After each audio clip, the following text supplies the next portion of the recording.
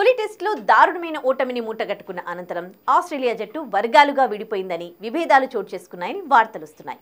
Perth టెస్టులో ఓటమికి బ్యాటర్లు మాత్రమే కారణమని స్టార్ బౌలర్ జోష్ హేజిల్వుడ్ వ్యాఖ్యానించడం సంచలనం కలిగించింది. అయితే వీటిని ఆస్ట్రేలియా స్టార్ బ్యాటర్ హెడ్ కొట్టి పారేశాడు. ఇవన్నీ పుకార్లని, ఇలాంటివి ఎందుకు వ్యాపించేస్తారో అర్థం కావడం లేదని అతను పేర్కొన్నాడు.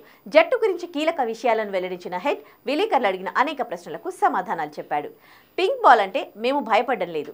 అడిలైడ్ వేదికగా జరిగే డే అండ్ నైట్ టెస్ట్ కోసం ఆసక్తిగా ఎదురు చూస్తున్నాం. పెర్త్లో మా స్థాయికి తగ్గట్టుగా మేము ఆడలేకపోయాం. ముఖ్యంగా బౌలర్ బుమ్రా అద్భుతంగా బౌలింగ్ చేశాడు. అతన్ని ఎదుర్కోవడం మాకు చాలా ఇబ్బందిగా అనిపించింది. ఇక 4 సంవత్సరాల క్రితం భారత్ పింక్ బాల్ టెస్ట్లో 36 పరుగులకి కుప్పకూలింది. అలాంటి పరిణామం ఈసారి చోటు చేసుకునే అవకాశం లేకపోవచ్చు.